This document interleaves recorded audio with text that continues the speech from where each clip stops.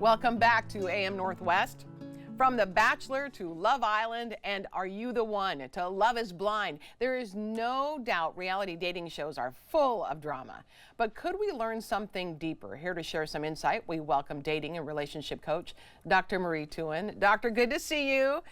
This is really a fun topic, I think, because here we talk about The Bachelor and The Bachelorette, that kind of thing.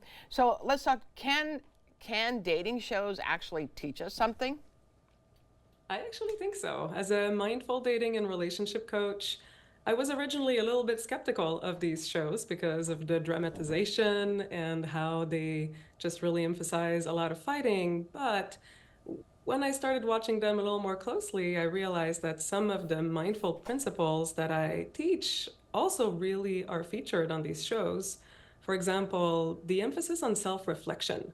These participants spend a lot of time talking and reflecting on who they are and what they're looking for, Oh, which good I think point. is That's a good really point. Yeah. applicable. Yeah, that Yeah, is very to important. hmm And then the other thing is truthful communication. The way that emotional vulnerability is emphasized in this shows, I think is really something we can all learn from. You know, talking about our expectations, our needs, our desires, our boundaries.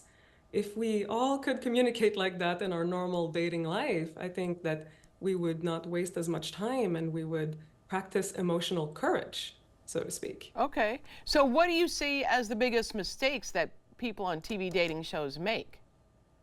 Well, there's a few. I see a lot of people being very rigid with what they think their type is. They'll come in and say, like, Yes. oh, I'm not into blondes or I'm not into this. And Right. they might miss a lot of good opportunities to, create authentic connections if they were not so rigid.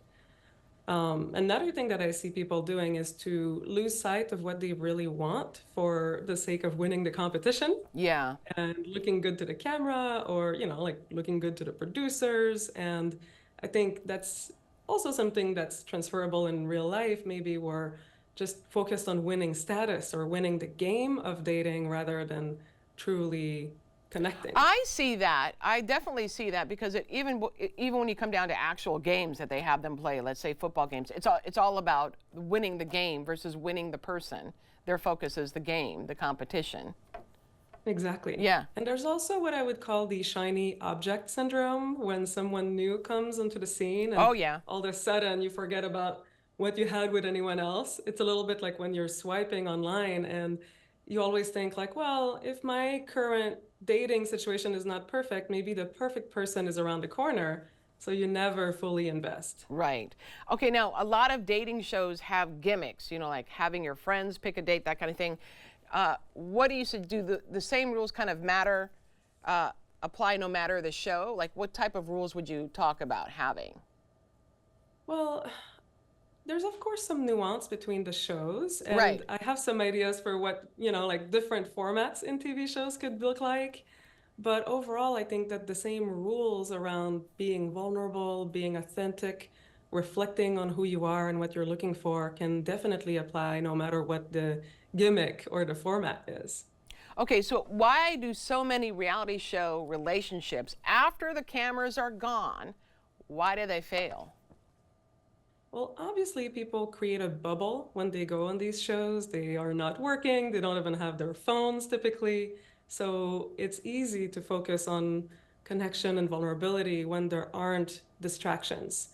I also want to emphasize how helpful it is that people are in community and they're not alone while they're dating. And when they go back home, they are in different communities. Yeah. Maybe they are with their parents, their family, their friends, their work, and you get to meet somebody else, like with a different context, and that can change everything. Maybe things start to get revealed. Maybe they have a unhealthy relationship with money or Right. substances or Right. their family, and that stuff will not show up within the show, and it shows up in real life. And also, I think all um, the adrenaline rush that they experience during the show of jumping out of planes or doing something, going to a new country, that's all gone. Now you're back to mhm. regular daily life.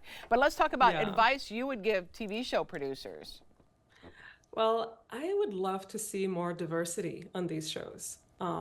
I know that for good TV, sometimes you want to just have like the young, hot Yeah. types of people, but I would love to see more age diversity, more sexual orientation diversity, and even more relationship orientation diversity. In my work on mindful dating, I really promote the idea that there is no one size fits all to relationship, Right. and that people need to think outside the box sometimes. Even just, like these shows all share in common the assumption that they should end up in a monogamous couple. Right. And well, what if we open that up? Because sometimes, like people end up being in love with more than one person. And it can be so devastating to then at the end of the show feeling like they have to choose just one. Right. What if we allowed for relationship diversity, whether it is non monogamous arrangements or even deciding to be single by choice? Yeah. And There you that's go. something that I talk about in my book is non-monogamous relationships and compersion, which is the opposite of jealousy. And I think that could be applicable to these shows Yeah. where Yeah, absolutely. jealousy is so centerpiece. Yeah. Dr. Marie, thank you so much. Lots of fun information here to chew on. Thank you. Thank you so much. You bet. All right. We'll be right back with more AM Northwest.